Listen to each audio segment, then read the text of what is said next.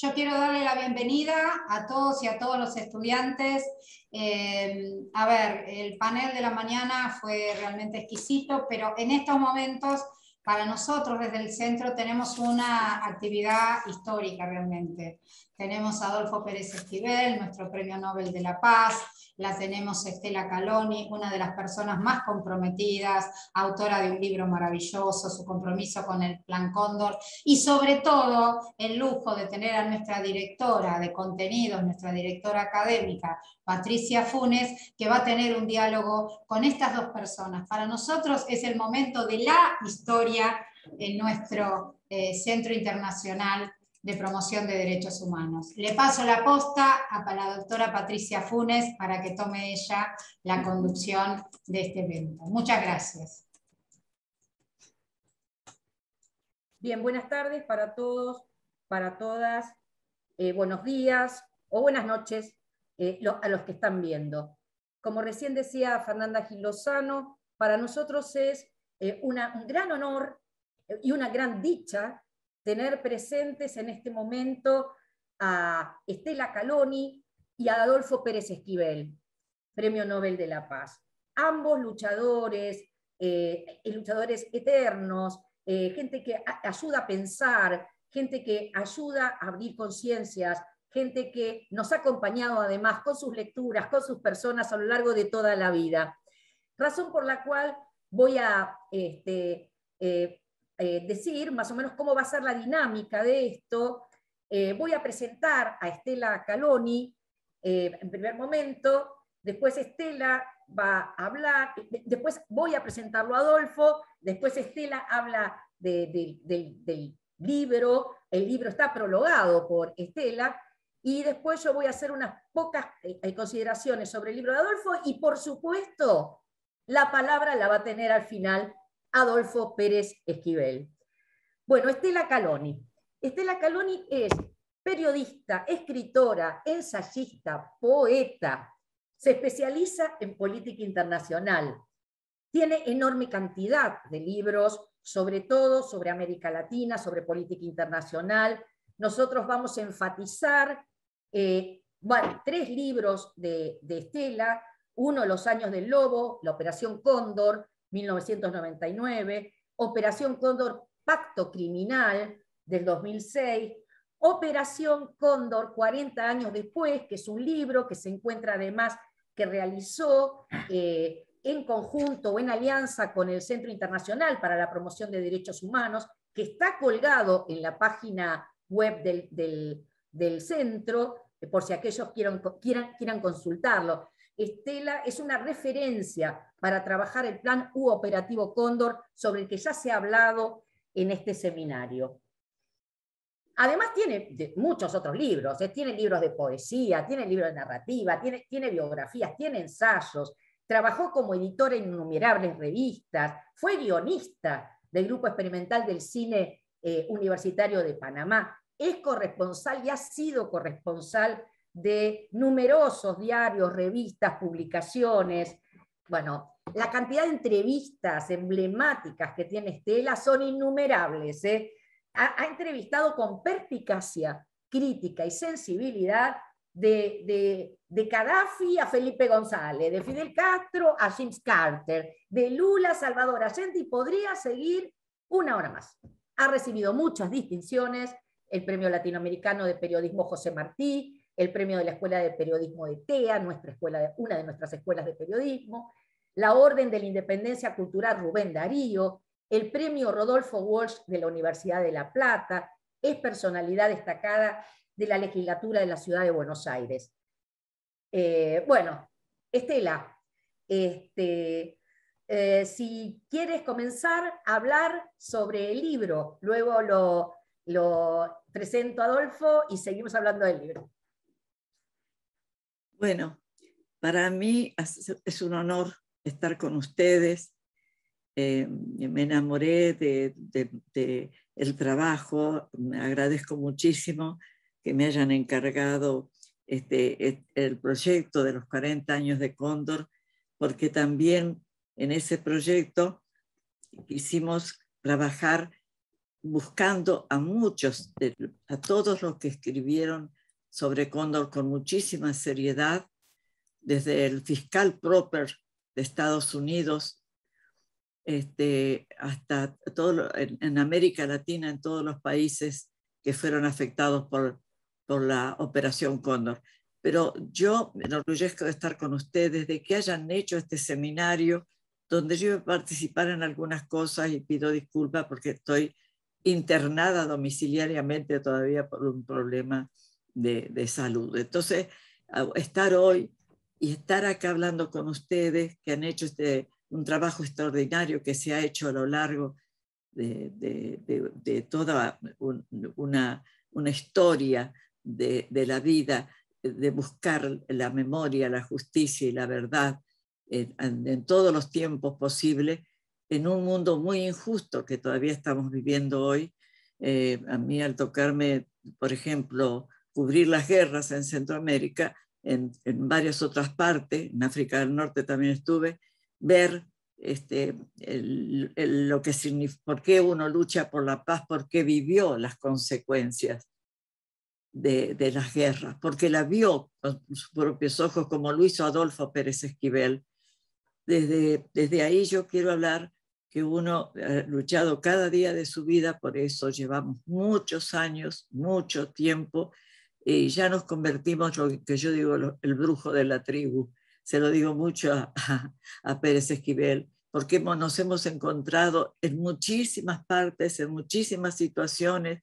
Lo acompañé cuando inició su maravillosa cátedra de Derechos Humanos en la Facultad de Ciencias Sociales. Es decir, hemos vivido juntos muchos momentos dramáticos y muchos momentos también de la poca felicidad que han tenido nuestros pueblos, que durante tantos años estamos luchando por ser soberanos, independientes, por tener más libertad, por liberar y rescatar nuestro pasado cultural riquísimo.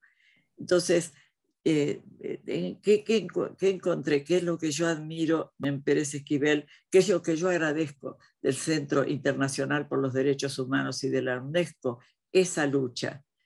Yo, como periodista, pienso que tenemos que rescatar la información como un derecho de los pueblos, como la UNESCO ha establecido, que los pueblos tienen derecho a una información veraz, lo que se está violando permanentemente, y no podemos permitir que la palabra se convierta en un arma de guerra. Eso lo tenemos que evitar. Volvemos a las viejas fuentes para volver a resucitar esta historia, porque le estamos debiendo ese derecho a los pueblos.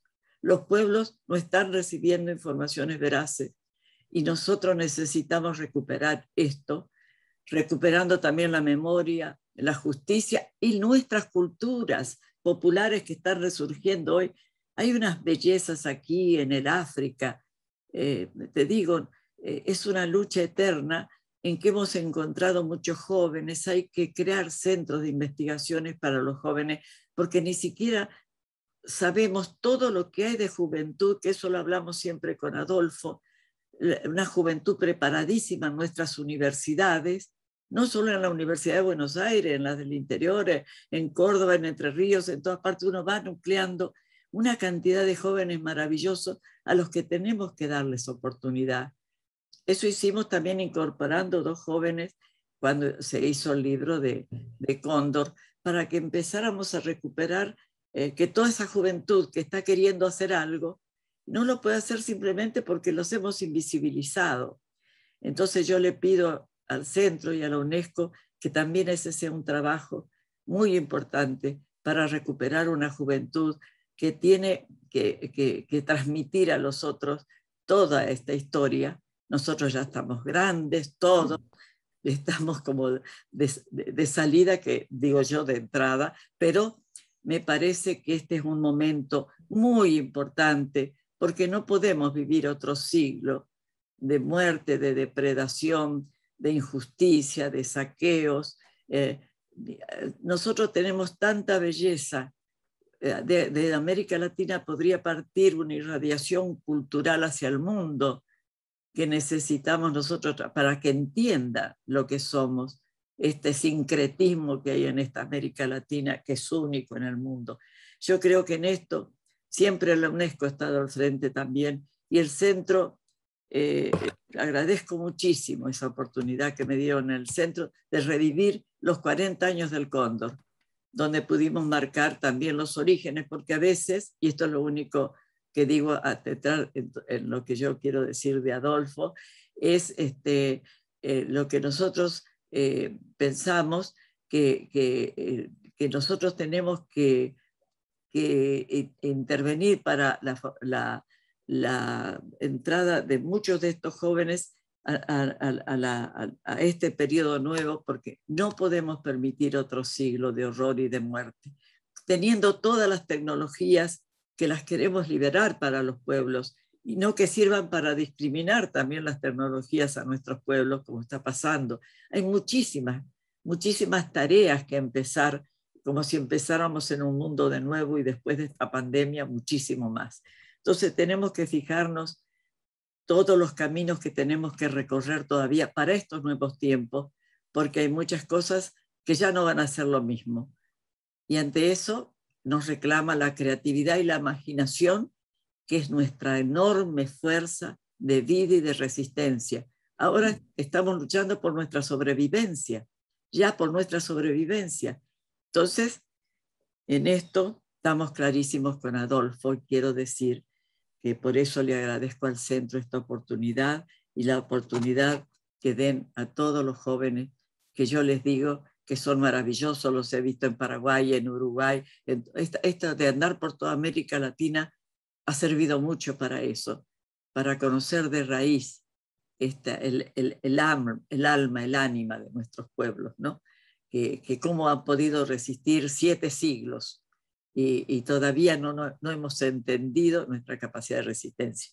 Adolfo es un hombre que lo entendió desde un principio, desde aquellos largos años del 73, mucho antes. Yo cuando lo entrevisté a él, él ha estado detenido, él ha sido víctima de la dictadura, víctima de la Operación Cóndor precisamente, porque él también fue detenido en Brasil dentro de la Operación Cóndor. Muchas cosas que la gente no conoce de su vida, como esos momentos que pasó también en Brasil, la persecución en Ecuador, todo eso dentro de esa Operación Cóndor brutal, que tenía características muy especiales porque era muy elitista, es decir, que estaba buscando dirigencias importantes, personajes importantes de todos nuestros países. Bueno, Adolfo, yo digo que es el premio Nobel que más hemos visto en todos los momentos de todas las circunstancias difíciles por las que atravesó el mundo. Pero a veces siempre lo llaman, se habla con él, se escriben libros con él, a veces no se detienen en esa otra historia de la vida de un hombre, y entonces me vas a entender cómo vas a hablar del libro mismo, me vas a entender por qué era tan importante, y nosotros hace rato le estábamos pidiendo. Nadie sabe el escultor que es, nadie sabe el pintor que es, nadie sabe nada de esa otra historia de vida, que lo ve como un hombre múltiple, con un pensamiento, siempre con un amor, la ingenuidad del hombre sabio y profundo que está reflejada en toda su vida, la lucha por la verdad, la lucha por la justicia, pero le decíamos siempre, pero tenés que hablarnos de lo otro, de ese Pérez Esquivel, que además compartimos algo. Nosotros tenemos una gran influencia del litoral, porque él con su familia de Corrientes, de Paraguay, yo también, de Entre Ríos, que somos, entonces compartimos hasta esa raicita. Entonces ahí vamos, viendo como él desde esos inicios en aquel barrio de San Isidro, que hoy nadie podría pensar que ese San Isidro maravilloso fuera ese barrio de los pescadores, que él nos contaba, nosotros dijimos, pero eso se tiene que reflejar en una historia, porque ¿de dónde salió ese hombre que camina por todo el mundo, no se cansa nunca, que acaba de cumplir 90 años y que acá yo pienso que hay que hacerle un enorme homenaje a Adolfo, porque ha estado en todo, en todo. A mí pero desde una mirada totalmente distinta, de una mirada que busca lo profundo del hombre, lo profundo de la humanidad.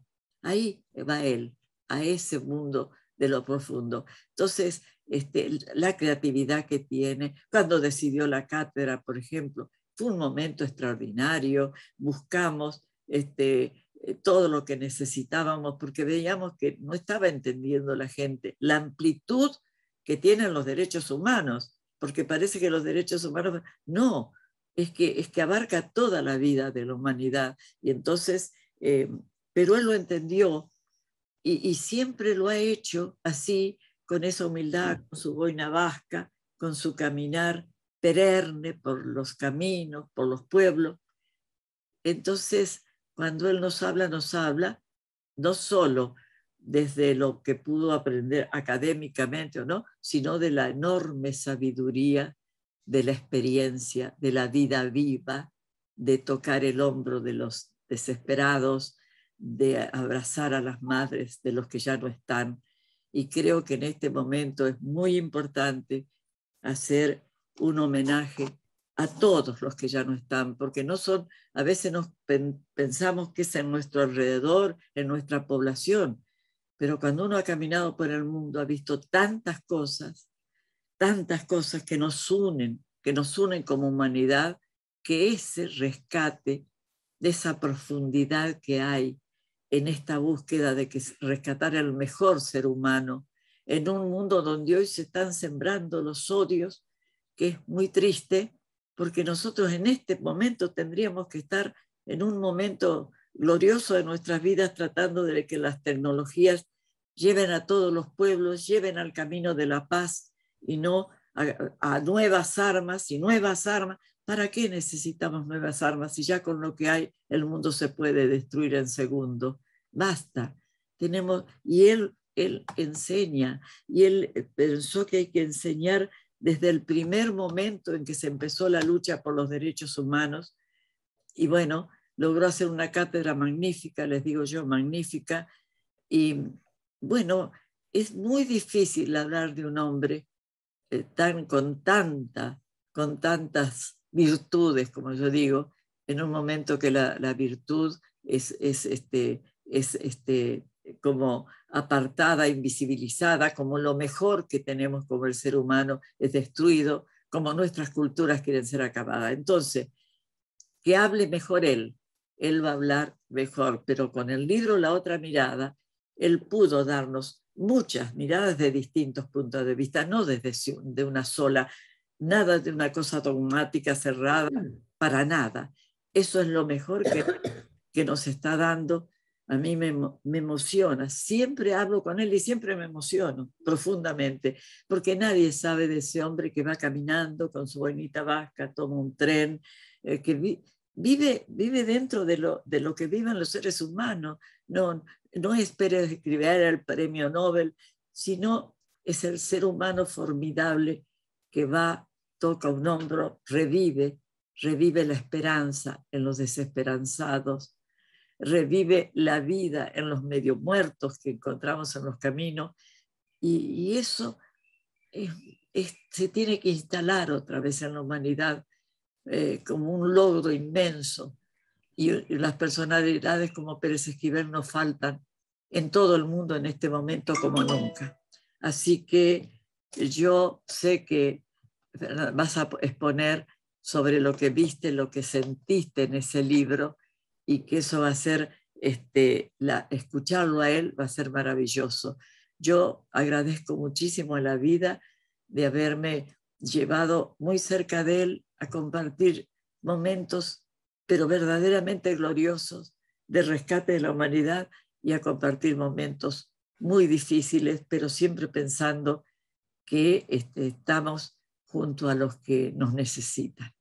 Me parece que eso lo vamos hasta el final de nuestras vidas estamos metidos en eso y no vamos a dejar de estarlo, ya sea como chamanes, como brujos de la tribu, como lo que seamos, pero ahí estaremos. Y creo que Él nos enseña el oficio de vivir para el prójimo, para el otro, y no envolvernos en los egos, en el egocentrismo, el individualismo terrible, que nos están haciendo mucho daño. Gracias al Centro Internacional por los Derechos Humanos, a la UNESCO, por habernos esta oportunidad. Gracias por lo que están haciendo y no dejen de hacerlo porque lo necesitamos como nunca. Muchísimas gracias, Estela. Muchísimas gracias por tus palabras, por tu compromiso, por acompañarnos y por esta presentación. Voy a hacer otra presentación de Adolfo, voy a decir algunas cosas de los libros y le damos la palabra acá al protagonista luego de este libro. Bueno, ¿quién es Adolfo Pérez Esquivel? Uno tiene alma docente y quizás haya alguien que no lo conoce. Entonces vamos a decir que, como bien dijo Estela, es escultor, es artista, es profesor, un luchador incansable por los derechos humanos y de los pueblos, es Premio Nobel de la Paz. El humanista Adolfo Pérez Esquivel nació en el barrio de San Telmo en 1931, por eso, como bien dijo Estela, está cumpliendo sus jóvenes 90 años. Estudió en la Escuela Nacional de Bellas Artes de Buenos Aires y en la de La Plata. Ejerció la docencia toda su vida, en la escuela primaria, en la escuela secundaria y hoy en la Universidad de Buenos Aires. La educación y la formación de los jóvenes fue siempre central en su acción y en su pensamiento. Un proyecto que lleva adelante con mucho cariño y esfuerzo con el Servicio de Paz y Justicia es el de Aldea de Niños para la Paz, que asiste numerosos menores en estado de riesgo social, que queda en General Rodríguez, en la provincia de Buenos Aires. En la década del 60 empieza su trabajo con organizaciones de base de movimientos cristianos. Conforma el Servicio para la Acción Liberadora de América Latina, Orientación No Violenta. La idea de no violencia de Pérez Esquivel supone una concepción de la etiología del poder. A ver, el poder, ¿de qué está compuesto? Sería la pregunta. ¿Qué implica? Una práctica activa de la libertad y la energía de las mayorías, de los colectivos, busca romper, y estoy citándolo a Adolfo, con la obediencia y por lo tanto con las motivaciones que la sostienen. Es un esfuerzo de concientización que invita a los hombres a captar la verdad de su propia realidad. Un hito importante de esto fue la creación del CERPAC en Medellín en el año 74. Esa reunión, donde sale el Servicio de Paz y Justicia y él como su coordinador para América Latina, ese contexto estaba marcado por el movimiento campesino en Ecuador, por las ligas agrarias, pero también por el golpe en Brasil y el golpe de Allende, contra Allende y el golpe de Hugo Banzer. Frente a esa situación, el CERPAC y Adolfo, encabezándolo, trabajó para desarrollar una red solidaria con los refugiados, con los familiares, con los presos políticos, a nivel nacional e internacional. Bueno, realizando esta labor, como bien decía Estela, recién en el año 75 lo metieron preso en San Pablo y después también fue preso en Ecuador. Bueno, durante la dictadura argentina, a partir del año 76, cívico-militar, Adolfo impulsó, apoyó, acompañó la creación de distintos organismos de derechos humanos y acompañó la denuncia, el dolor y el valor de madres y abuelas de Plaza del Mayo, compartiendo la demanda de juicio y castigo a los culpables. En 1977, como dijo Estela, fue detenido, encarcelado, torturado, puesto en uno de los vuelos de la muerte. Hay un capítulo del libro que habla de esto y después vamos a entrar en él. Y en 1980 se le entrega el Premio Nobel de la Paz. No lo recibe por él mismo, fue muy claro ese día en la Academia Sueca. Lo asumo en nombre de los pueblos de América Latina, de los trabajadores, de los obreros, de los campesinos, que son reducidos a niveles de vida infrahumana y limitados sus derechos sindicales, de los niños que sufren desnutrición, de los jóvenes que ven frustradas sus esperanzas, de los marginados urbanos, etcétera, etcétera, etcétera. Y esa ha sido y es la actitud de Adolfo. Bueno, Adolfo es parte del relato alternativo de América Latina. Bueno, se lo puedo haber encontrado con los campesinos del Valle de Cochabamba, en las reivindicaciones de San Isidro de San Isidro de Yeyuy en el Paraguay, en el Chimborazo, ha participado en campañas contra la invasión por parte de los Estados Unidos a Panamá y en los procesos de paz de El Salvador, de Guatemala, de Honduras. Su labor por la paz, como recién decía Estel, es incansable. Bueno, el conflicto del Alto Cenepa, de la guerra de Ecuador, entre Ecuador y Perú, donde nuestro país, eso sería otra cosa, ¿no? Nuestro país tuvo una responsabilidad allí vergonzante, para decirlo, sobre la que ya se ha pedido perdón. Vendimos armas, nosotros no, el gobierno vendió armas a Ecuador en esa oportunidad. Bueno, en Sudáfrica, en Afganistán, en Irak, en el Tíbet, en Tailandia. Pero como yo sé que no le gusta que digan tantas cosas buenas y lindas de Adolfo, porque es un ser muy modesto, voy a decir solamente que es presidente de la Academia del Ambiente del IAES, es jurado del Premio Fomento para la Paz de la UNESCO, es miembro del Tribunal Permanente del Derecho de los Pueblos y de nuestro país, es presidente de la Comisión Provincial por la Memoria, tiene doctorados honoris causa en todas partes del mundo y casi todas las universidades públicas argentinas. Bueno, el último fue la semana pasada, que le otorgó la Universidad César Vallejo del Perú, le otorgó esa distinción. Es ciudadano ilustre de la ciudad de Buenos Aires, pero también, como bien recordó Estela, es profesor de la Facultad de la Cátedra de Cultura para la Paz y los Derechos Humanos. Y no es un profesor que es un sello, sino es un profesor que da clases los viernes, ¿sí? En un aula, en la planta baja del edificio de Santiago del Estero. Es un profesor presente, es un profesor que nos aconseja, es un profesor que además está y pone todo aquello que puede, su sabiduría, su tiempo y su cuerpo en la formación de los jóvenes de la Facultad de Ciencias Sociales. Adolfo donó el diploma y la medalla del Premio Nobel a la Universidad de Buenos Aires. Y la Universidad de Buenos Aires puso en valor la antigua Casa del Servicio de Paz y Justicia, que ahora es la Casa de los Premios Nobel de América Latina. Bien, de manera muy cortita, me voy a tomar 10 minutos para seguir mapeando este libro. En la tapa, voy a ser antigua, una docente antigua, la tapa, ¿se ve la tapa? Se lo ve a Adolfo pintando un mural. Ya se ha dicho que es artista plástico. Ahora, es un gran artista plástico. Para decir una cosa, ¿no? Por ejemplo, ha hecho un monumento a los refugiados que se encuentra en la sede central del Alto Comisionado de las Naciones Unidas para los Refugiados, ACNUR, Suiza. Disculpas. También el mural de los pueblos latinoamericanos, el Vía Crucis latinoamericano, la Rosa de los Vientos en Pontevedra, que es enorme en significados y en peso, así, específico. Y sigue pintando. Tiene una obra sobre Malvinas que ha sido donada a la Presidencia de la República. La otra mirada se llama este libro. Son relatos encantados, intimistas, atravesados por vivencias, reflexiones, convicciones, recortes biográficos de una memoria colectiva de su caminar junto a los pueblos del mundo, y además también es una inmersión reflexiva, existencial, diría, sabia y firme acerca de la condición humana.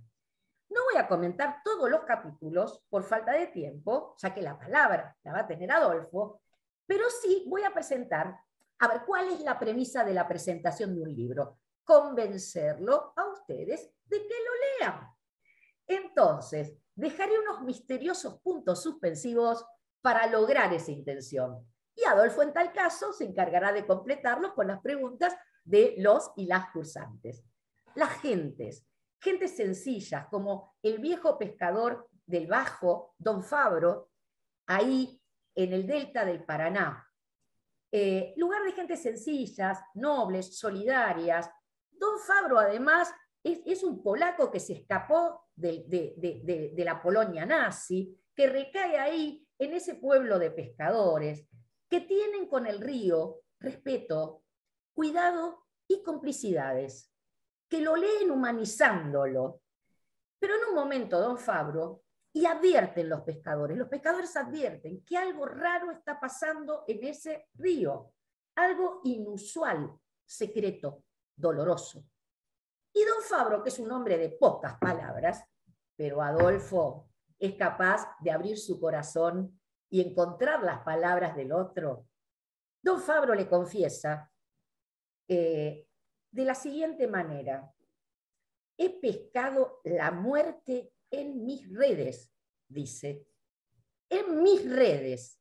Esto no es metafórico, porque después le dice que descubrió en el lecho 2 cuerpos con los ojos abiertos, medio destrozados, con las manos y los pies atados con alambres y la ropa desgarrada. Y no es el único, don Fabro, en ese lugar de pescadores al que se le traban las redes o el ancla de las embarcaciones en el río. Fue una de las siniestras metodologías de la dictadura: sacar a los detenidos de los campos clandestinos, subirlos a los aviones, dormirlos y arrojarlos al río, que en varias oportunidades los devolvió a la costa. ¿Qué ocurrió con don Fabro? Ese río le habló a Adolfo, y Adolfo a nosotros, acerca de la relación entre el día y la noche, la muerte y la vida. Pero no le voy a decir. Voy a dejar esos puntos suspensivos. Bueno, también hay otro de los relatos. El escenario es en Japón, es la visita a Hiroshima que hace Adolfo, acompañado por las ibakuyas, que son las sobrevivientes, que acompañaron a Adolfo a donde arrojaron esa bomba atómica que se llevó en un segundo 200.000 vidas. Y Adolfo pregunta: ¿por qué colocan agua en cada uno de esos lugares de las piedras que testimonian esa barbarie?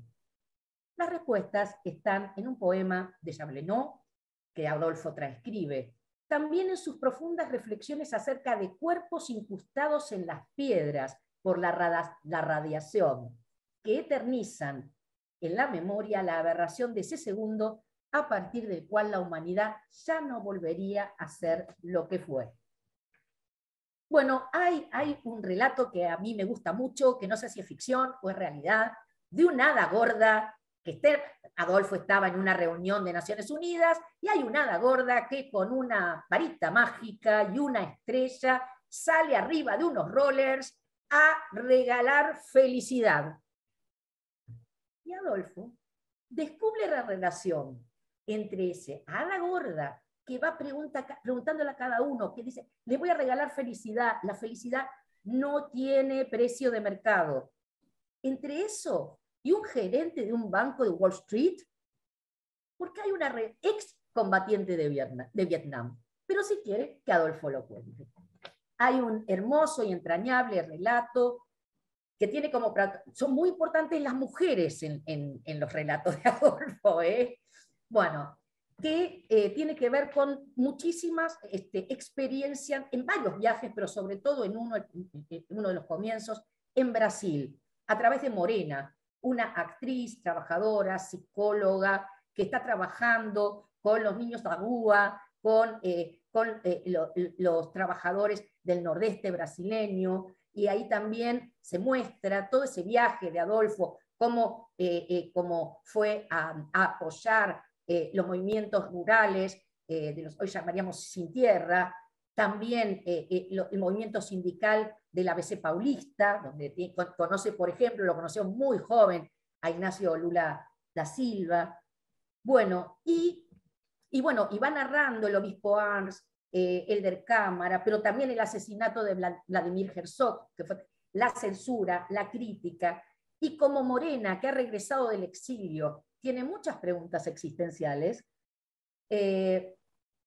Adolfo, en un momento muy luminoso, le habla de enseñanzas, compromisos, subjetividades, que apela desde Orfeo y Eurídice a Sartre, desde las Sagradas Escrituras a los poemas.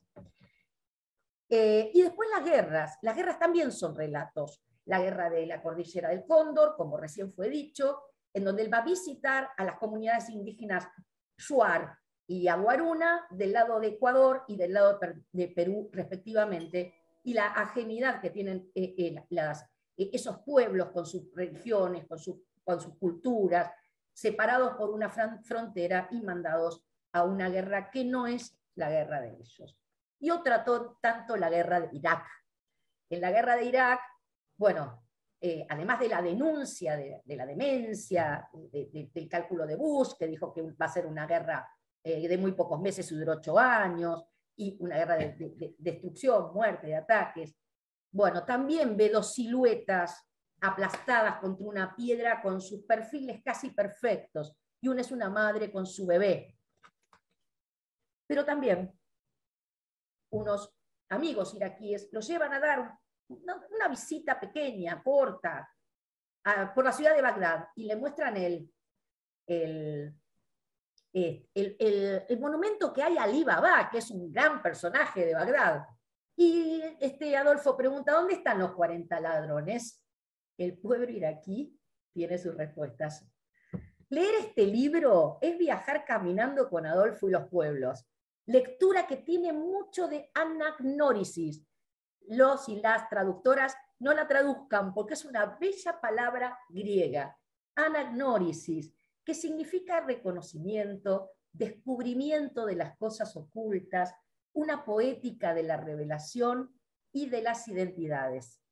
Una vez, Franz Kafka escribió que un libro debe ser el hacha que rompa el mar helado que tenemos adentro. La calidez del libro de Adolfo es capaz de descongelar las mayores insensibilidades. No vuelve la brújula a los que están abajo, a los del sur. Ese sur donde otras estrellas nos miran, donde el agua corre al revés de las agujas del reloj con otro magnetismo. Adolfo imanta la brújula poniéndola al lado de cada lucha, de cada idea, de cada poema e imagen que nos refuerce la idea irrenunciable y el compromiso vital de que otro mundo puede y debe ser posible. Adolfo, tenés la palabra. Gracias. Gracias, Patricia. Viajé contigo. Gracias, Estela, querida amiga.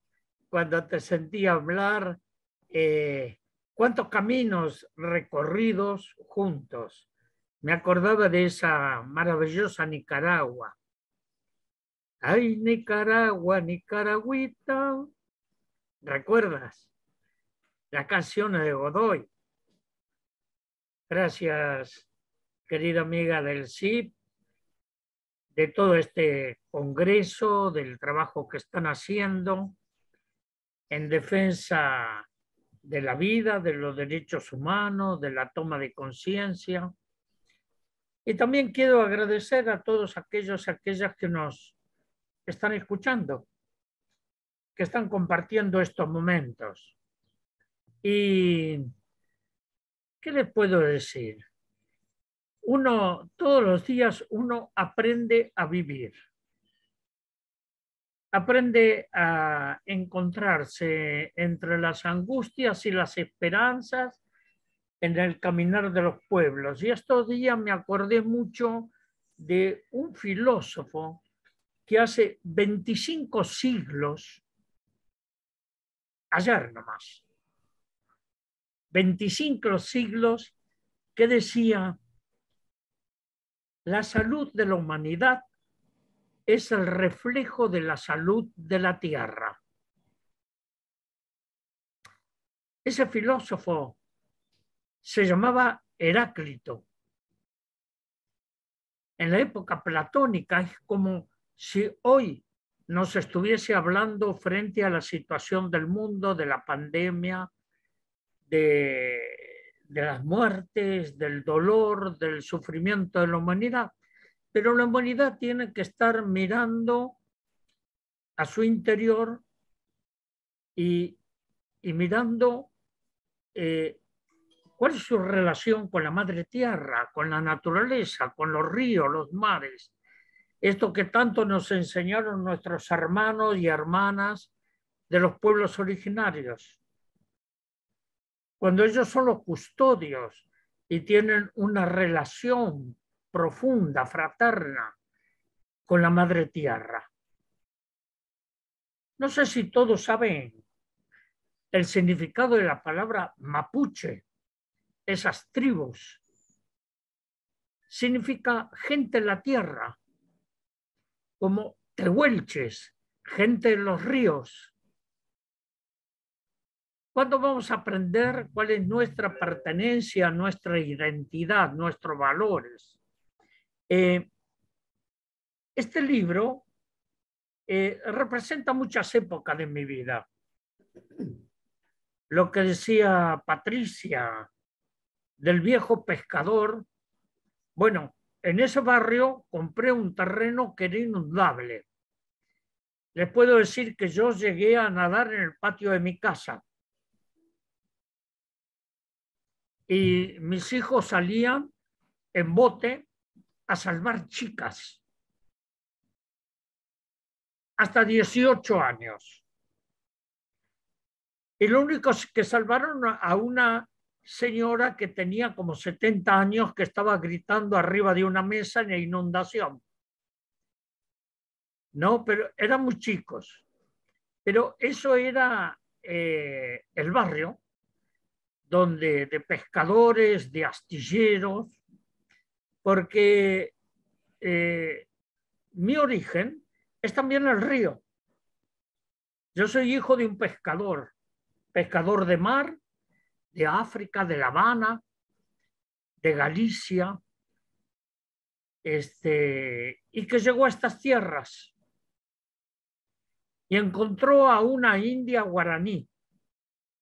Mi abuela era una guaraní, que me enseñó, fue mi gran maestra. Era iletrada, pero era sabia.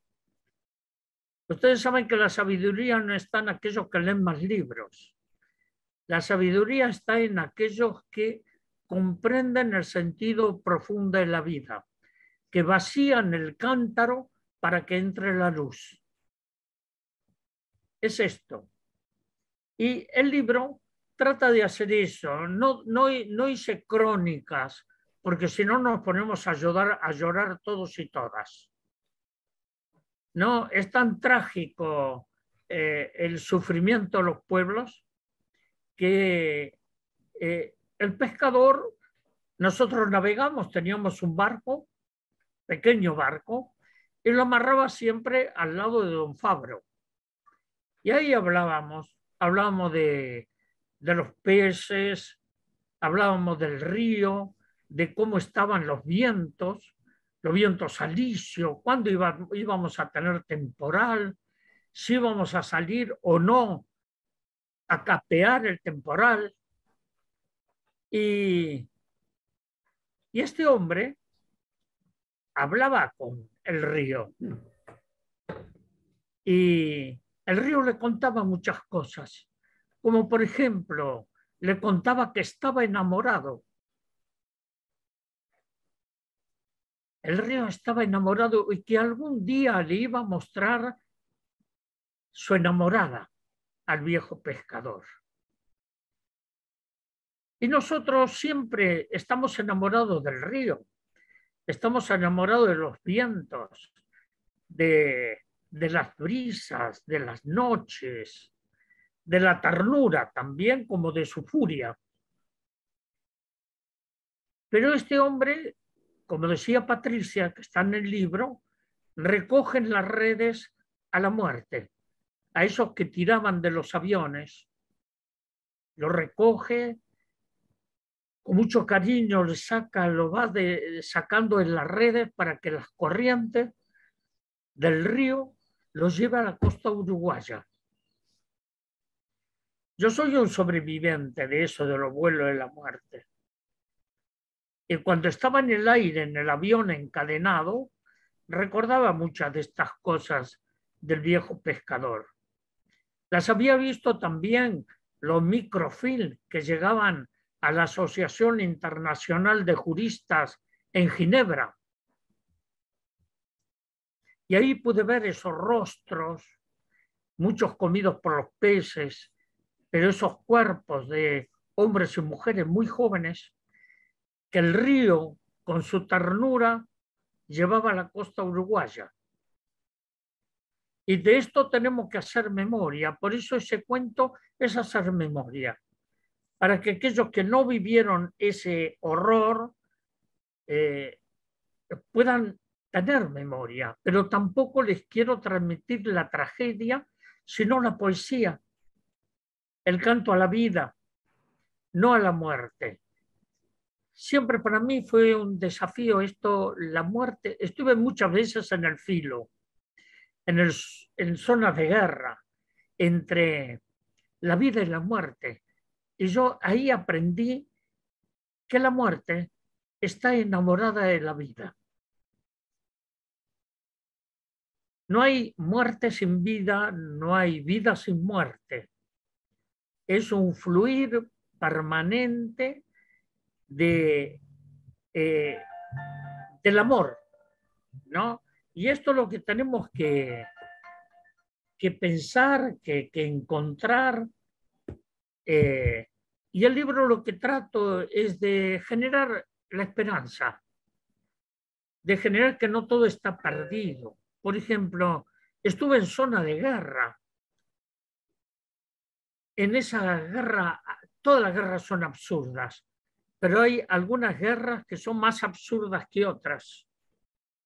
¿No? Por ejemplo, la de Irak. Estuve en la guerra de Irak, pero estuve en la cordillera del Cóndor y me senté en plena selva con los Shuar, con los aguarunas, la misma familia, de un lado y de otro. Pero dice, este es Perú y esto es Ecuador. No, ellos son la misma, son la misma familias, los mismos pueblos, los mismos idiomas. Y ahí me siento con un indígena, con Chunqui, que me dice, mi padre se fue del otro lado y me dijo, hijo, quédate aquí, porque aquí formaste tu familia. Yo tengo que irme para el otro lado, la guerra no se para, pero nunca te olvides que yo sigo siendo tu padre. Qué extraordinario esto, ¿no? Ese amor de un mismo pueblo dividido, enfrentado en guerra, en sufrimientos. Perdón, me están... Estos celulares son malditos. Son las tecnologías las que hablábamos esta mañana. Tecnología, pero nos estamos comunicando con estas tecnologías. Bueno, en la cordillera del Cóndor tratamos de recorrer, estar en la selva, celebrar con la chicha, con los pueblos originarios, pero ver cómo a los indígenas les ponían armas y lanzas para ir a luchar contra sus hermanos. Y tanto que le metían a la cabeza que uno le dice al otro, tenemos que defender nuestra patria. Iba a matar, no sé a quién, a su propio hermano. Y uno más consciente le dice, un momento, ¿qué vamos a defender? Nuestra tierra. Si la única tierra que te dejaron es la que tienes en las orejas, el resto se la entregaron ya a las empresas multinacionales. Nos han quitado todito. Nos han quitado todo. ¿Qué vamos a defender? Y bueno, los relatos siguen así. Pero esto que Patricia recordaba, el hada gorda del Soho, hay algo que no escribí, pero que sí quiero compartir con ustedes. No lo puse por un sentimiento en ese momento que lo iba a poner y dije no. No sé si ustedes habrán visto una película que se llama 4 de julio, que es un capitán, Brian Wilson, Con él, Estela, estuvimos en Nicaragua, en las marchas, en las montañas nicaragüenses, con Brian Wilson. Iba un monje budista tocando su bogón y golpeando con las baquetas. Y un día Brian Wilson me dice: Adolfo, voy a hacer una huelga de hambre frente a las escalinatas del Capitolio en Washington. Y me gustaría si puedes venir a acompañarme. Me tomé el avión, me fui a Washington. Y estuve 2 días en la huelga de hambre en el Capitolio, en la escalinata del Capitolio.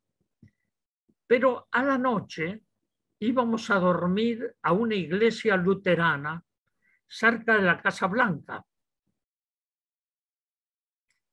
Y ahí teníamos 2 catres. Había otro más, porque había otros excombatientes de Vietnam, compañeros de Brian Wilson. Brian Wilson se pone en las vías del tren para impedir que salgan los trenes con armas para ir a matar a otros pueblos. Y le corta las piernas el tren. Él está hospitalizado mucho tiempo en el hospital y se manejaba con piernas ortopédicas. Ese era Brian Wilson, un hombre que entrega todas sus condecoraciones, deja todo y se convierte a la no violencia. Se convierte no le quiero llamar un guerrero de la paz, un ex guerrero que se convierte para luchar por la paz de los pueblos. Y bueno, ahí en la noche, después del día de ayuno, tomábamos agua, nada más. Así que tomaba 2 o 3 botellas de agua por día. Él siguió unos días más. Y ahí, en la oscuridad de la habitación, Brian comenzaba a contar su vida durante la guerra de Vietnam. Cómo mataban, porque lo mandaron con como comandante de un pelotón para ver los efectos de la bomba racimos en las aldeas de Vietnam. Quedó horrorizado porque ustedes saben, las bombas racimo explotan a 50 centímetros y expande todas las esquirlas 2 kilómetros, y ahí se encontró con hombres, niños, animales cortados por la mitad, un desastre total. Ahí reacciona y comienza a cambiar. Él deja la milicia y se convierte. Así lo encontramos en la lucha por la liberación de Nicaragua, lo encontramos en otros lugares, ahí luchando en su país, en las escalinatas del Capitolio. Ese era Brian Wilson. Bueno, y ahí cuento lo de la hada gorda del Soho. Teníamos reuniones en Naciones Unidas y después me iba a la casa de un amigo de César que vivía en el Soho. Ustedes saben que el Soho era el lugar de los antiguos hippies. Los hippies, y ahí hay una librería fantástica que tiene había un libro, no lo pude encontrar, lo presté y nunca más volvió. Y los hippies tenían una filosofía, un pensamiento, querían estar fuera del sistema, volver a las fuentes.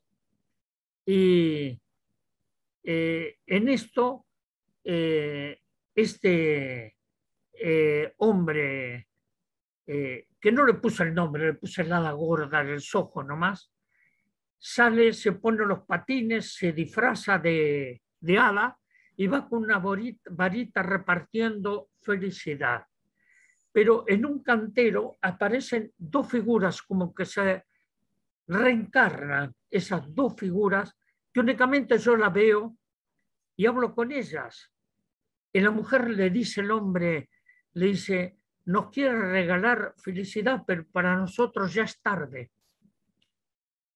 Ya es tarde. Le dice, ¿qué hiciste en tu vida? Le dice, eres psicólogo, fuiste psicólogo. Y le dice, en mi vida tuve miedo. No fui capaz de asumir nada. Dice, y yo también tuve vergüenza de lo que va a decir la sociedad. Me perdí la posibilidad de amar. Me perdí la posibilidad de vivir. Y creo que cuando hablo de los miedos, estoy hablando a los lectores también. Estoy hablando del miedo. El miedo paraliza y del miedo a la cobardía hay un solo paso. Y por eso esto marca que el ala gorda del Soho es rebelde. Es un rebelde, porque después él vuelve, es un gerente del banco, de Wall Street, ¿no? De las finanzas. Pero él no quiere, él quiere repartir felicidad. Y si nosotros no encontramos la felicidad, ¿qué somos?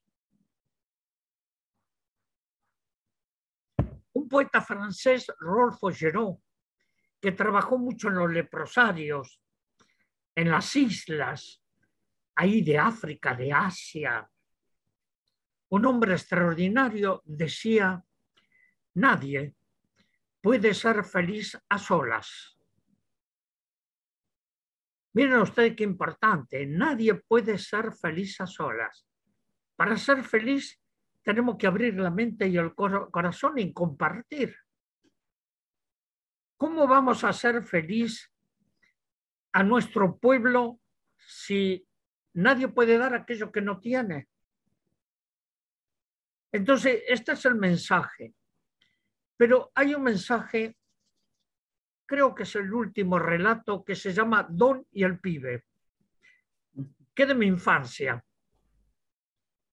Yo nací en un conventillo de San Telmo.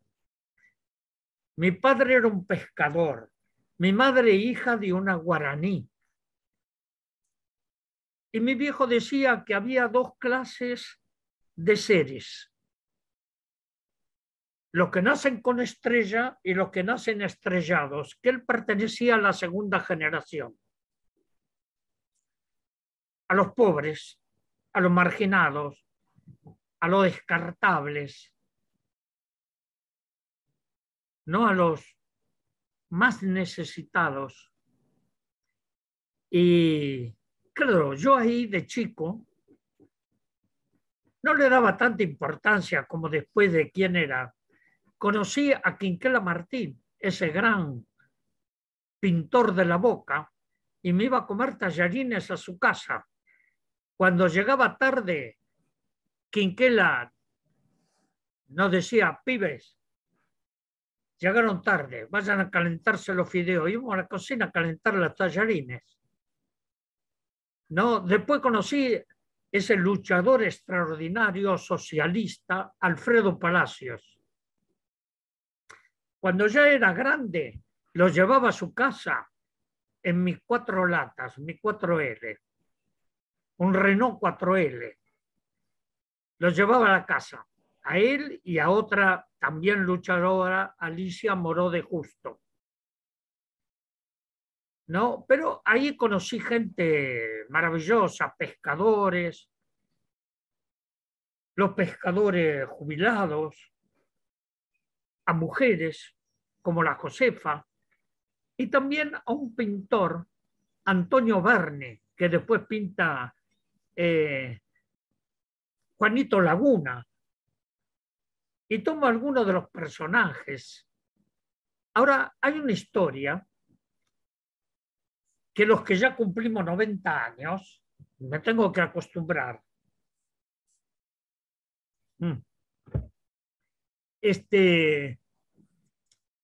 tal vez no sepan, no recuerdan, pero le quiero compartir con ustedes.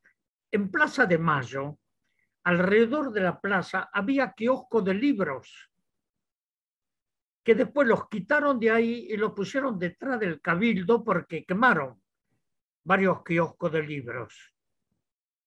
Entonces los pusieron detrás del Cabildo y de atrás del Cabildo mandaron a la Plaza Lavalle, donde están actualmente. Pero de chico, a los 10 años, yo vendía diarios, iba colgado de los tranvías y era un mentiroso total, porque inventaba noticias para vender los diarios. Y cuando vendía los diarios me iba a la Plaza de Mayo y había un librero que él nunca supo mi nombre y yo nunca supe su nombre. La comunión, la relación era esta. ¿Qué tal, don? Bien, pibe. ¿Vendiste todos los diarios, pibe? Sí, don. ¿Hay algún librito para mí? Eran todos libros usados. Y ahí entablamos una relación de esa época. Y ese relato termina con una pequeña historia que es con Eva Perón. Mi viejo quedó ciego y no tenía jubilación. Lo que nosotros ganábamos era muy poco para pagar la pieza al conventillo, para la comida y los gastos que teníamos.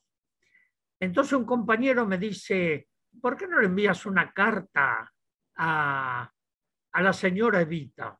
No, no me va a dar bolilla. Mira, el no ya lo tienes. ¿Quién te dice? Bueno, lo llevé a la Fundación Eva Perón, le entregué a la entrada, que había una mesa, y yo dije, bueno, esto queda aquí. Arranqué 2 hojas del cuaderno Rivadavia de la escuela. Los franciscanos casi me matan cuando vieron que faltaban 2 hojas del cuaderno. Pero a los 10 días, 15 días, apareció una señora hermosa, con sombrero. Para mí era una diosa. Y era la secretaria de Evita. Y de su cartera sacó la carta que yo le había escrito. Me dice, ¿vos le mandaste esta carta a la señora Evita? Yo no sabía qué hacer. Le digo, sí. Bueno, me manda la señora Evita. Le interesó tu carta. ¿Puedo hablar con tu padre? Sí, está en la pieza. Le voy a encender la luz. ¿Para qué quería mi viejo la luz si no veía?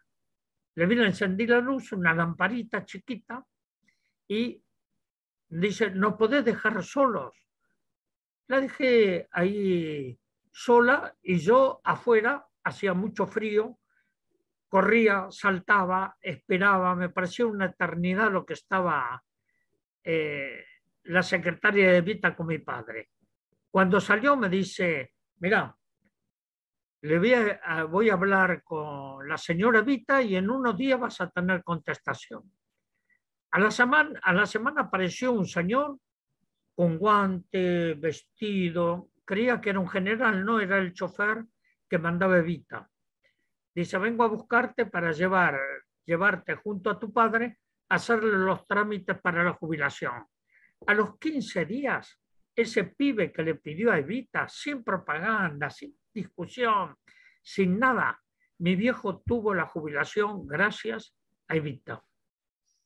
Y por eso esto lo recuerdo, porque creo que estas cosas no salen en los periódicos, pero sí salen en el libro.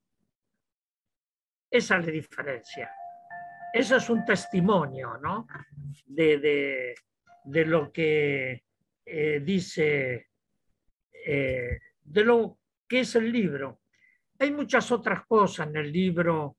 Después hay otros relatos. Hay uno que es un diálogo en la abadía de Getsemaní en Kentucky, en Estados Unidos, que es el lugar que yo quería conocer, y me invitan los monjes porque ahí vivió y escribió muchas de sus obras Thomas Merton, ese místico, ese teólogo, muy amigo del Mahatma Gandhi. Pero ahí pasan cosas. Éramos 12 personas de distintos lugares del mundo, que algunos veníamos del trabajo en América Latina, con campesinos, en la lucha cotidiana de lo que hacíamos. Otros, por ejemplo, que trabajaban en las cárceles. Otros que trabajaban allá en Sudáfrica. El problema del apartheid y las luchas de el robo de las grandes empresas del oro, de los diamantes, de los recursos de los pueblos, la miseria total. La miseria, ustedes saben que la miseria en todas partes tiene distintos nombres, pero en todas partes del mundo tiene el mismo rostro. En todos lados, la miseria. Aquí en América Latina tenemos las callampas, la Villa Miseria, los pueblos jóvenes, los tugurios, la casa de brujas en Centroamérica, las favelas en Brasil. En todos tienen distintos nombres, pero tienen el mismo rostro, de la pobreza, de la miseria, del dolor, del sufrimiento. Bueno, esto es el relato del libro, que traté de ser poético. Está lo de Japón, La sombra y la piedra. Ese drama a mí me conmovió. Estuve muchas veces en Japón y estuve como 3 veces en Hiroshima. Y pude hablar con las ibakusas, hablar con un monje que estaba perdido en la montaña de Japón orando. Me fui a orar con él. Quería estar con él. El padre Stanislao, de la abadía de Montserrat, en Cataluña. Y para mí la espiritualidad es fundamental. Y creo que esto trato ahí en la abadía de Getsemaní, comprendí muchas cosas, todo el esfuerzo. Pero, por último, hay una historia que es media, hay muchas cosas inventadas, ¿no? Los 3 tristes tigres. Parece un trabalenguas, ¿no? Entre los 3 tristes tigres. Esto de Cabrera Infante, un hombre que se opuso a la Revolución Cubana. Yo era muy amigo, Estela también, de Fidel Castro. Ese hombre extraordinario, que nos dio muchísimo a todos y todas. Pero Infante se enojó con Fidel y se fue a vivir a otra isla llamada Gran Bretaña. Y toda su vida la pasó ahí. Pero me encontraba en Madrid, que fui por un juicio de un represor en Argentina, Adolfo Silingo. Y en esto me entero por el diario que murió Cabrera Infante, el que escribió esa novela, Los 3 tristes tigres. Se muere. ¿Y qué pasa? Regresa a La Habana.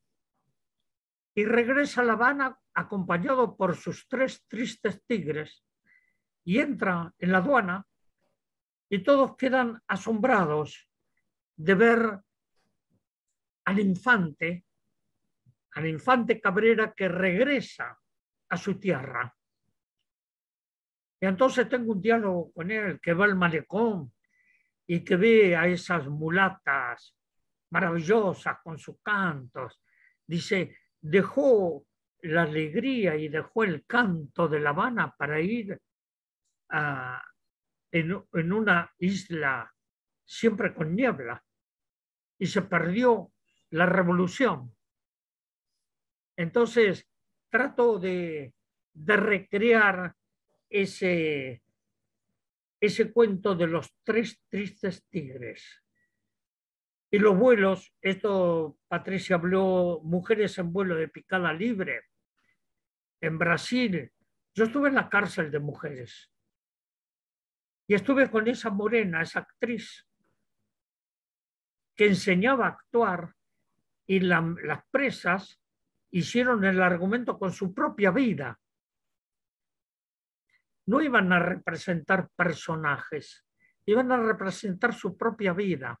Y llega el carnaval y una de ellas pensaba que al salir de ahí se iba a casar con su enamorado, que lo iba a hacer brincar, que iba a encontrarlo, y sabe que lo matan. Y ella muere, pero con su vestido de novia. Y ahí las carceleras que las querían reprimir, no, dice, dejemos esto. Ahí está también el paraíso perdido. Todos y todas perdimos el paraíso. Tenemos que recuperar el paraíso, que es la floresta, es el medio ambiente, es la relación con la madre tierra, con los ríos. Ahí Morena recuerda su infancia, el paraíso, pero el paraíso también le habían puesto fronteras. El paraíso tiene fronteras. ¿Cómo nos deshacemos de las fronteras y creamos lo que yo siempre hablo de la tierra de mis antepasados, los guaraníes, la tierra sin males?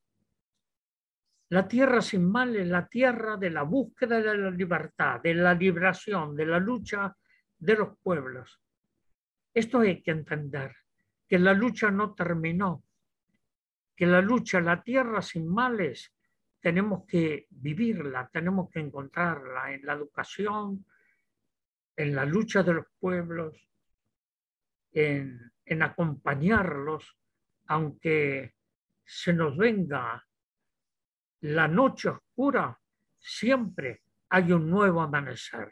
Gracias por escucharme. Esto es el libro que puedo ofrecerles y fundamentalmente que llegue a la mente y al corazón de cada uno de ustedes. Gracias.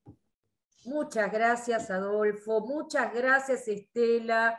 De ambos, el chat está lleno, lleno de elogios y lleno de emociones y lleno de agradecimientos por este momento. Bueno, lo están viendo en este momento, así.